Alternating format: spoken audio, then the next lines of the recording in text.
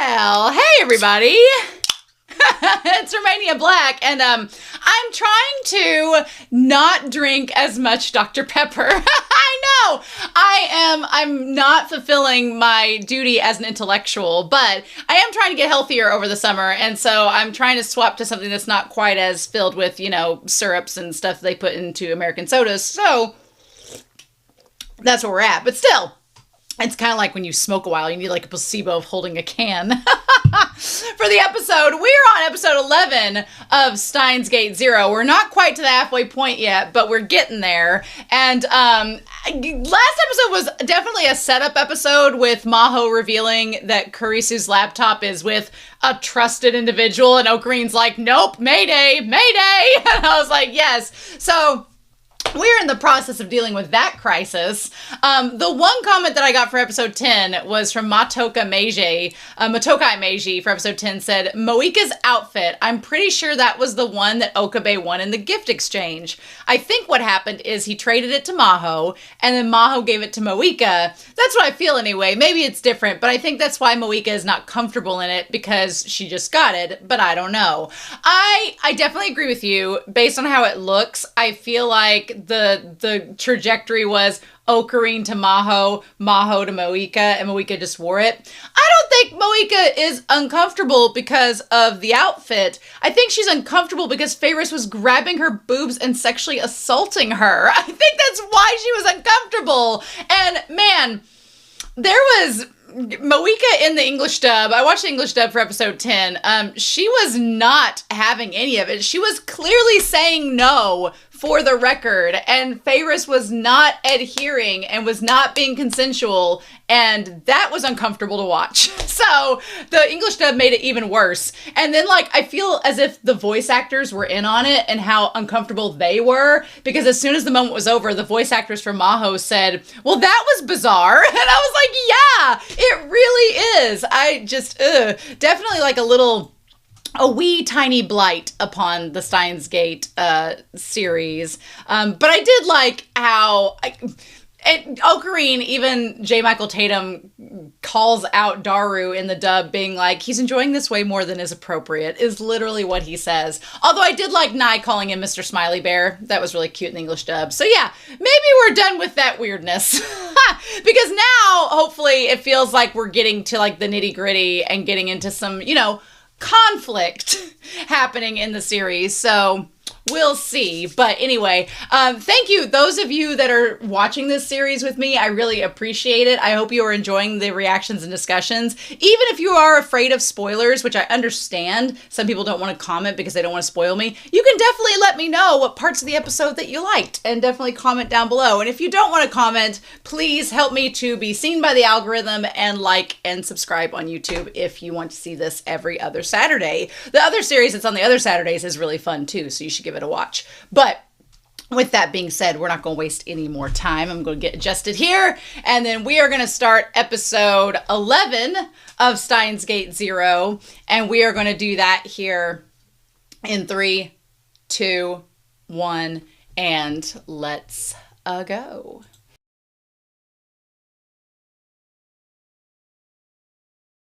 Curiouser and curiouser. I have some questions after this episode. I have some questions that I feel we as the audience need to be asking. And I'm not bringing Whiteboard Kun out for this one, because really the main question to me is the professor's name. Is it Judy? Is it Judy? Is she? Because I think we said she was our good Judy. Yeah, I don't think our good Judy is our good Judy. I don't think so at all. So I got a question about her and Yuki. I've got questions about Maho, and then obviously questions about Amadeus and the computer and all of that. So those are I could have brought Whiteboard Kun out for this. I really could have, right? Yeah. Every time I'm like, oh, I'm not going to need Whiteboard Kun, and then I was starting to think about what I wanted to talk about, and I'm like, no, I do. So basically at this point, in the world line that we are in, we are almost to the halfway point. So some questions are lingering and surfacing at this point, and I have questions because we know in this world line, World War III is imminent, right? So then the big question is, well, we would think, I feel like this episode had a lot of red herrings in it. A lot of red herrings as to what we're going to do with these characters and what their motivations are and things like that. So you would think that the laptop would be something that would be of interest. But what is interesting in all of that is that the Russians, we're going to just put them in quotation marks because Okarin says that they are the Russians. Are they really the Russians? I don't know. We're just going to go by what he says in this moment because he's our only source of any label of who they are. But they destroyed the laptop. So if they I find it interesting that they destroyed the laptop rather than take it. So I don't know why that is, unless they were just like, let's just stop them, whatever. It felt kind of sloppy, but I'm not going to question it too much because with this show, there could be things left unsaid. But I'm like, why didn't they just walk in, shoot, and take the laptop? But I guess they were just like, well, it's already broken, so we're just going to continue to break it even more. I guess that's the route that we're going off of. But then we are assuming that the people in the helmets are the Americans. Because I do like that at this point, Okarin has observed that Moika's hand is fine, which, we're talking about Judy and Yuki, but he's basically determined that CERN is not involved. At least not involved in Japan, not involved in this. It's really the people in the helmets are the Americans, and then it's them and the Russians fighting over the stuff with the laptop and the time machine and all that sort of thing. So that's where they are. And maybe the Russians destroyed the laptop because Kurisu's dad is with them and he's the one with the paper for the time machine. And so they don't feel like they need the laptop because they have her stuff right there. Maybe that's why. So then we have two options as to who this is all about. We have Yuki and we also have Judy, who is the professor. Now, I want to lean towards it being Judy just because she had the mystery hand under the towel. Like, I'm frustrated both ways because on the one hand, they are making it way too, if it's a red herring, it's slapping you in the face with its fin because it's just way too obvious that it's Yuki. Like, she's like, oh, I hurt my wrist. Oh, I cut my hand with a knife. I'm like, the fact that Okarin doesn't zero in on any of these things, to me, symbolizes that it's a big red herring. And I'm like, show, would you really be that noticeable? And also, she has a lot of hair. Tucking all that hair up into that helmet? Really? You think that was going to work? I don't know. But Judy, her hair is a lot like mine. You can tuck this hair up into a helmet pretty easy. And there's something else. I mean, the hand under the... I wish they hadn't shown us the hand under the little towel, because it's like, at that point you're like, oh, well, this is a giant red herring and it's actually her, and she's going back to the U.S. with her wine or whatever. But this is the other reason I think that it's Judy, and that is basically because of Maho.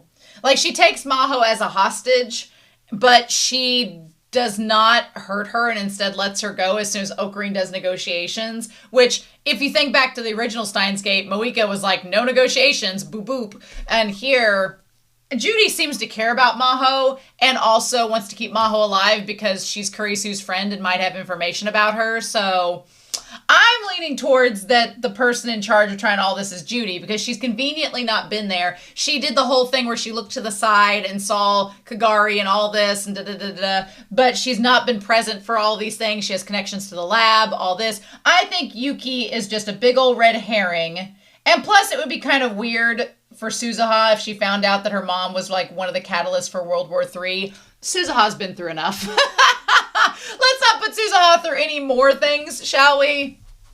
I don't know. Let's not put Suzuha through anything else, but it does bear the question of what do we do now? So I wanted to look up what reliquary means. What does reliquary mean? Reliquary is, it refers to a shrine, a container for relics. Oh, so a sealed reliquary is the laptop. It's literally just meaning the laptop. Okay.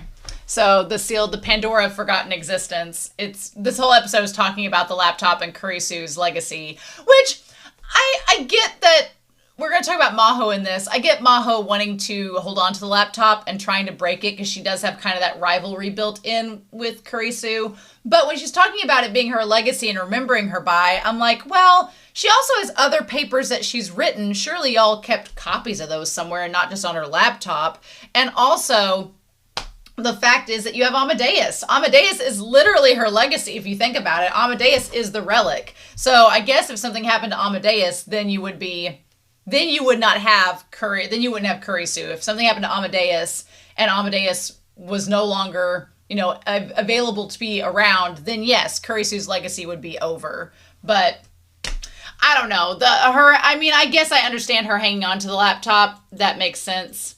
So the Maid Cafe cosplay area being, we're going to open this up, being Daru's hideout is actually pretty genius. I actually really like that. We're going to do this here in 3, 2, 1. I actually really like the ambiance of this. I love that Daru's been hanging. Is it a little creepy? He's been hanging out in a cosplay store? Sure, but he's not doing anything bad about it. But he's been hiding away in this cosplay costumes place and doing underground work there. So I actually thought it was kind of clever. I'm glad it was Daru, because at first I thought it was going to be Judy. I thought Judy was going to be the one that Maho sent the laptop to, and I was like, nope, that seems like the last person I would send it to. So I'm glad that it was Daru. I'm glad it was at least him. And then we go in here into his secret place. So he's got the @channel pulled up. He's got all these dating sims, all these figurines. The Escape Man is interesting. I like that. I don't know if there's any connection to Escape Man as being like a cultural reference, but I like that the escape route is right behind the Escape Man poster. That's pretty clever. I like it. And so, yeah. And I like that it's a callback to what's Daru's part-time job that he's been getting on the side. He's been a hacker. So, he's making a profession out of his nickname. So that's fun.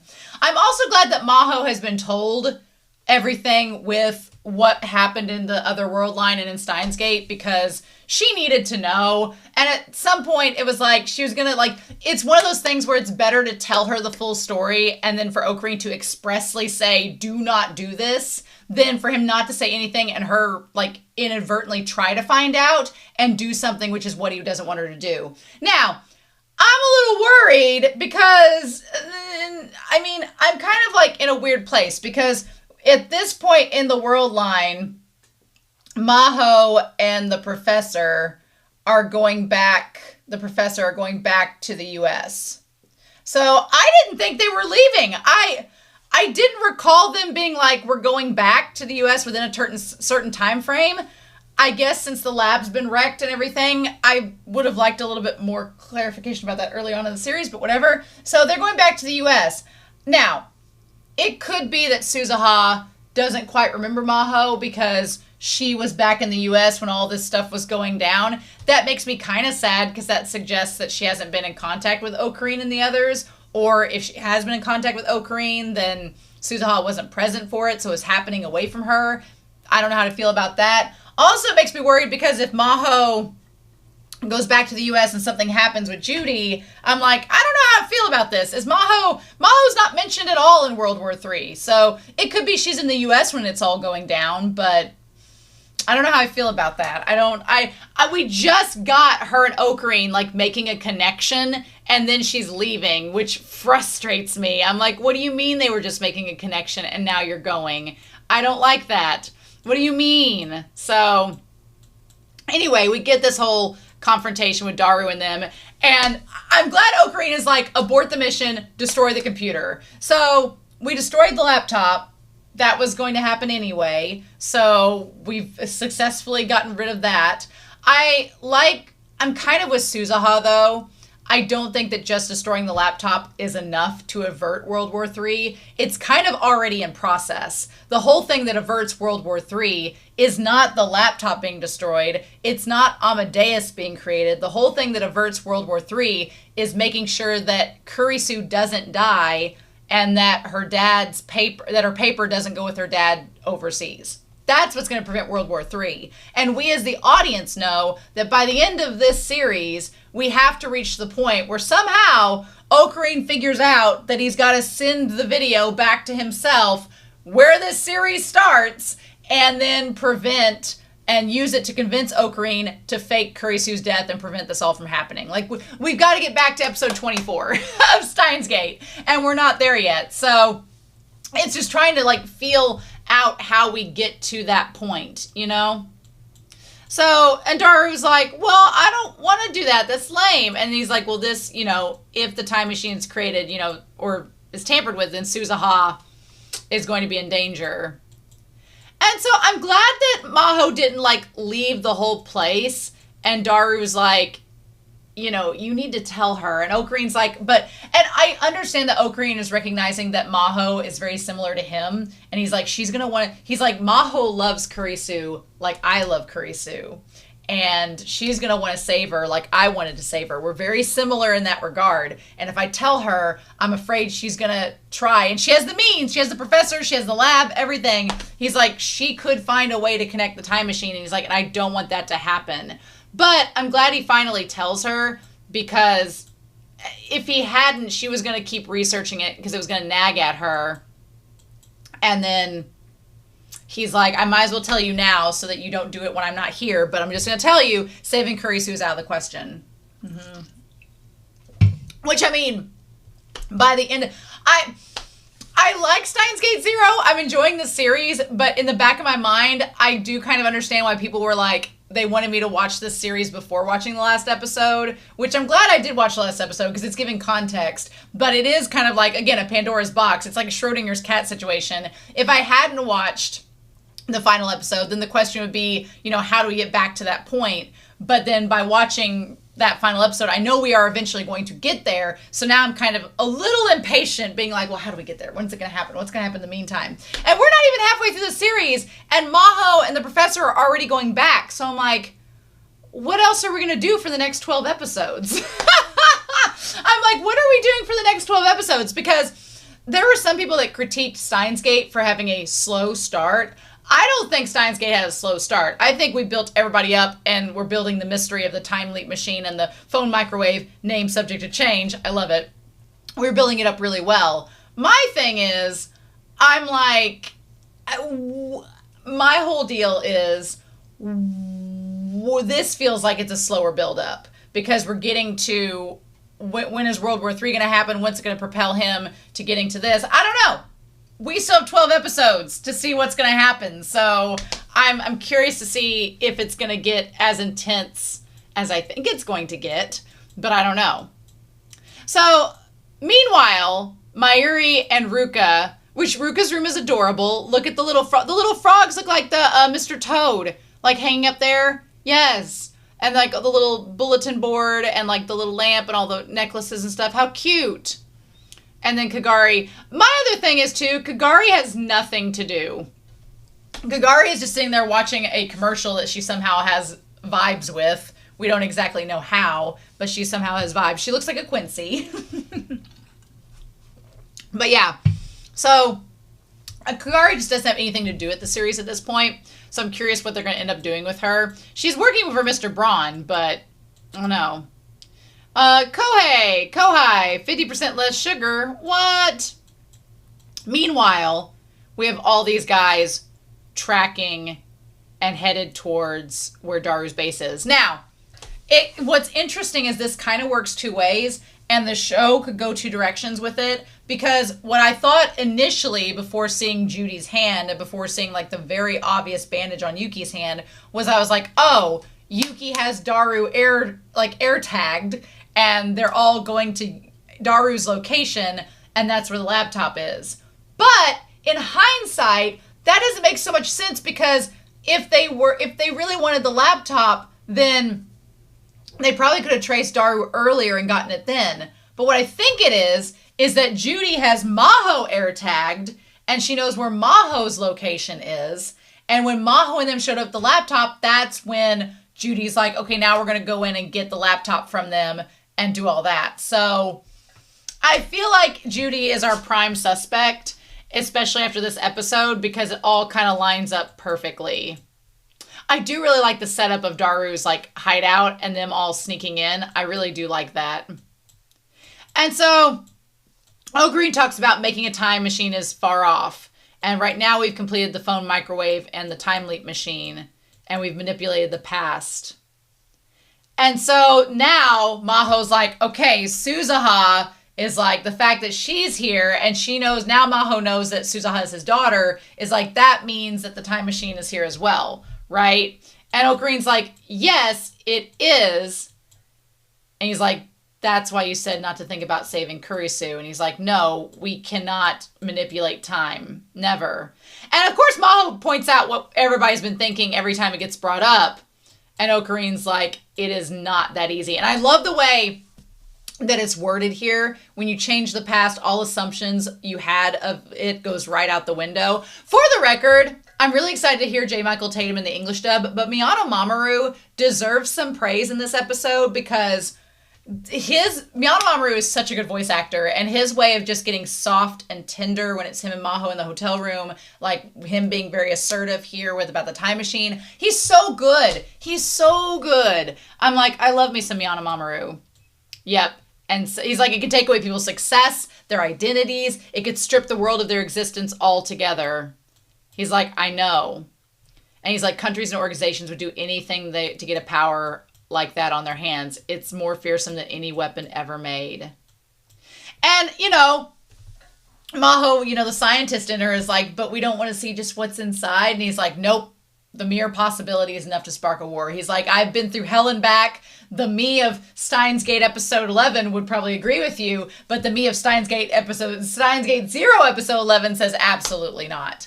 Which, the thing is, it doesn't matter because it gets destroyed anyway. He's like, by then it'll be too late. And for Maho, she's like, but this is proof of Kurisu. And Okarin brings up a great point. He's like, sure, it's a memory of her, but you do one wrong move, and would Kurisu be proud of what you're doing, or would she say that you're disgracing her memory by letting this get taken by the wrong hands? And of course, I love Maho saying that's not my intention, and Okarin being like, I know. He's like, I know because I was in your shoes. And he's like, I've been there. It's not been a fun time. We can't deny the possibility of it happening. I just, all the angst with Maho and Okarin, it's so heartbreaking because, like, I kind of do ship Maho and Okarin in this timeline, in this world line. I do kind of ship them a little bit because they kind of commiserate. They both loved Kurisu so deeply. And so now that she's not there, their love of her connects them together. And I really like that about them. And I kind of am rooting for them in this world line, but I don't know.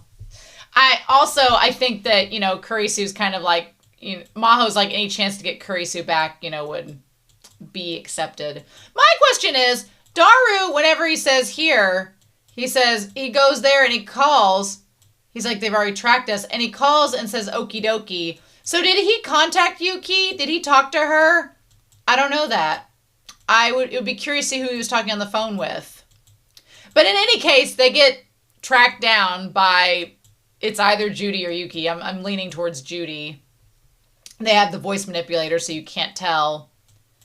And Okarin makes a pretty big gamble. Okarin's like, okay, the world line hasn't shifted. I haven't felt anything through my reading Steiner. So I know that Daru and we can't die here. But he doesn't know about Maho. Like, he knows that him and Daru have to make it to the future because Daru makes the time machine and Suzuha comes back. But we don't know about Maho. So he's like, I don't want to create another time loop where Maho dies, and now this world line has Maho and Kurisu dead, whereas the other one has, Mayuri dead. So it's like, what do we do? So Okarin makes a pretty big gamble. He slings that laptop and is like, you want it, then you let Maho go and I'll give you the password. Which, to be fair, he doesn't know the password at all. Now, if I had been them, if I had been Judy or Yuki or whoever, I would have taken the whole bag and ran and not gotten the laptop out of the bag. I don't know. I wouldn't have done that. Did they end up doing that? I'm trying to look and see if that actually happened. But the Russians show up right at that moment. The fact that the Russians showed up, or whoever this was, and fired, and there was all this gunshot, and, like, Okarin got his neck nicked, and, Maho got her hand, like, injured from trying to hold the piece of laptop. The fact that they just attacked and then moved out, and everyone was just like, oh. I'm like, what is this, America? I'm surprised nobody made a bigger deal about it. But I guess it's just a sign that World War III is coming because everything's all tense and such. Now, the laptop, you can see part of it breaking and they just completely obliterate it there.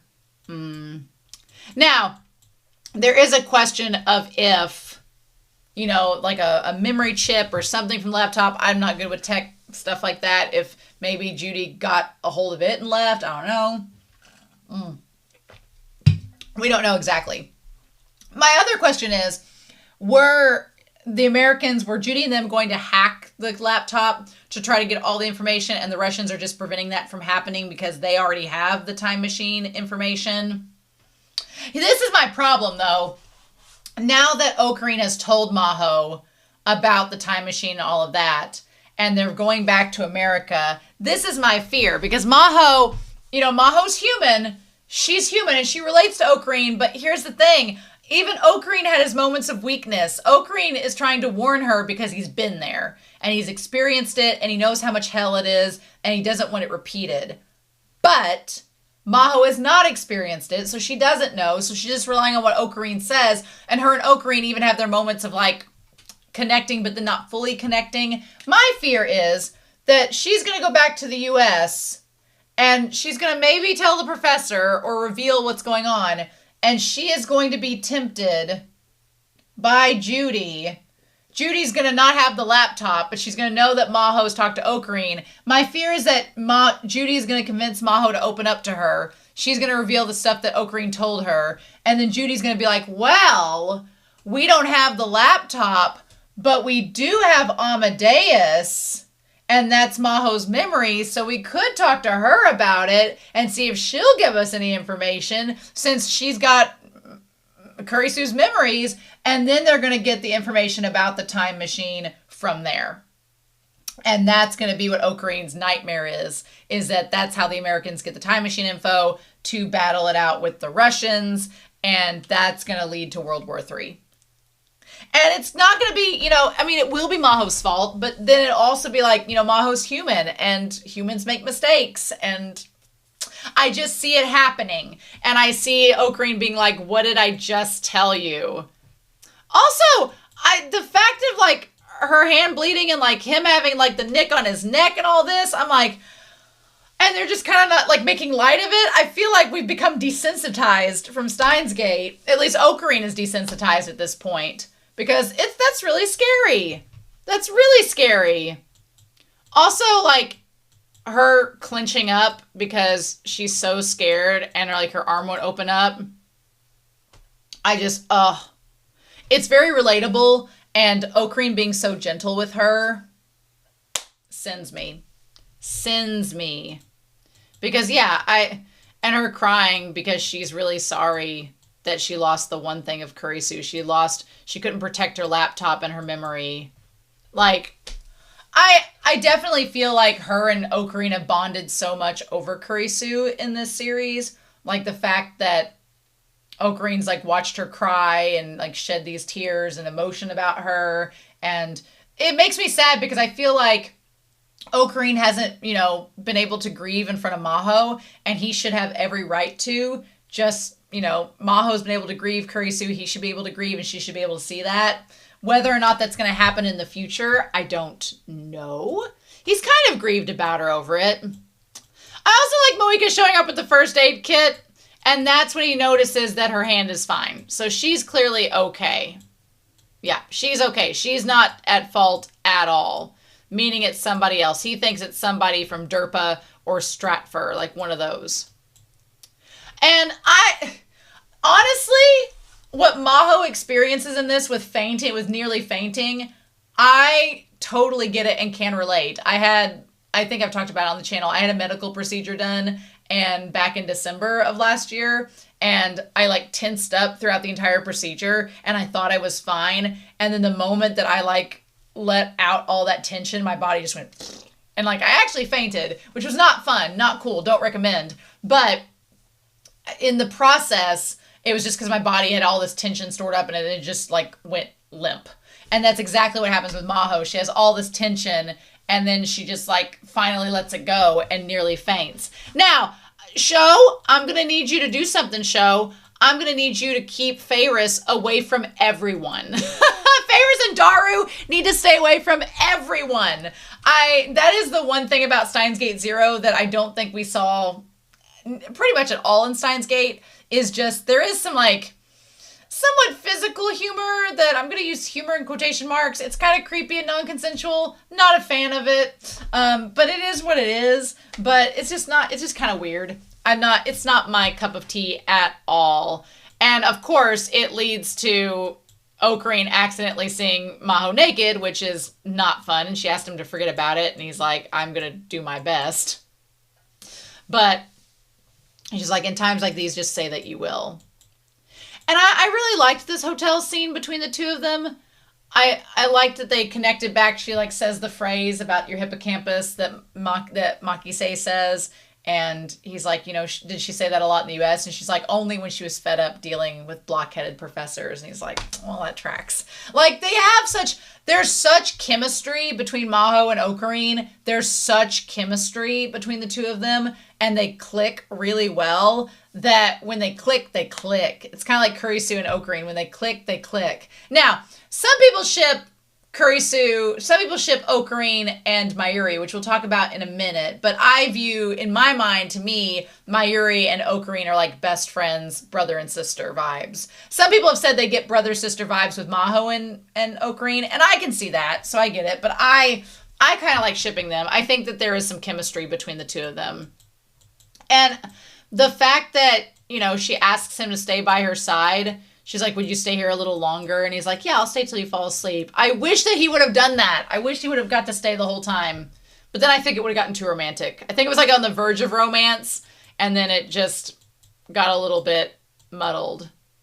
She's like, do you think Salieri would be glad to find out, or did he have regrets? Do you think that he would have had regrets not being able to chase after Mozart? And when Mozart died, and he's like, well, you warned me against disgracing the dead. And when you said that, I realized maybe I had. And so Maho talks about how she had convinced herself that she was keeping the laptop around to, you know, honor Kurisu and her legacy. But then she kind of reveals that it was really kind of self-serving. She's like, I was actually just keeping the laptop because I wanted to try to crack it and say that I could and get inside and learn her secrets. And she's like, now I kind of feel bad. Like maybe I was disgracing her in doing that. And I wasn't respecting her like I should have. So she's like, I thought I was carrying on her legacy, but I was just frustrated. I just wanted to open it. She's like, I obsessed over it. I wanted to break in just because it's like, it's a scientific inquiry. Mozart never wasted a second concerning himself with Salieri. So she's like, I was so selfish and self-centered, and the human scientist part of me just wanted to break in and see what it was. She's like, but Kurisu was never worried about me. So what does that say about me in turn? She's like, and I felt bad because like in this moment, she's like, Kurisu was just devoting herself to science, and here I am being jealous and trying to like learn her secrets. She's like, instead of devoting myself to science like she had, like she's like, I'm just, you know, she feels ashamed of what she did. And then Okarin's like, but in the end, you did agree to destroy it. You know, you shed tears for her. You clearly cared about her. He's like, doesn't that prove where your true feelings were? He's like, you know, you did care about her and her legacy in the end. Don't try to say that you didn't, you know? And she's like, you think so highly of me. I'm not. And this part here where he like grabs her hand, I was like, Sir, Okarin, you've learned so much. You've learned so much since Steins Gate Zero about the ways that you're wooing these women. Yeah, because she's like, Maho has a lot of insecurity issues about herself and her self-esteem. And he's like, you know, you held onto that piece of the computer so tightly. Yeah, he's like, that's what I think. And of course, I don't blame Maho. I would be blushing like crazy. And he's even blushing too. So I'm like, if he had stuck around, I think it would have gone somewhere. But of course, he's like, you know, you're going to be fine, so I'm going to leave.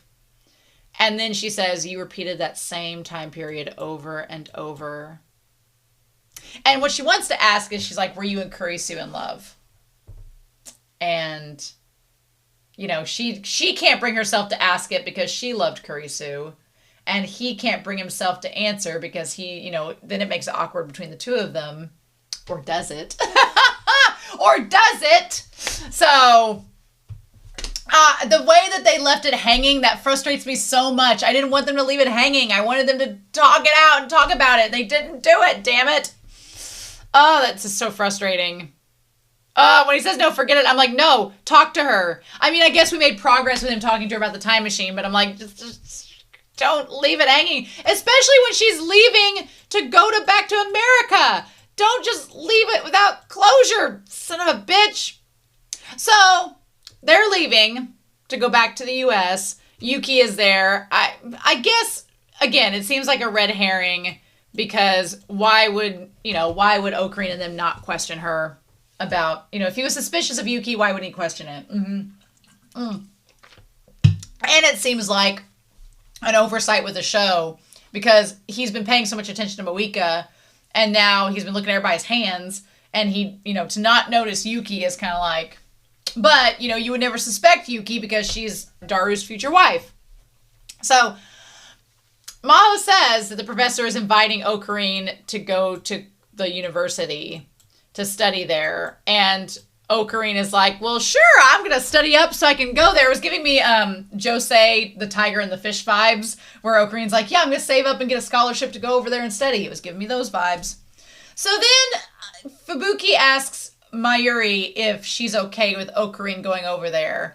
And Mayuri's like, well, yep, if Okarin wants to go there, then I'm all for it.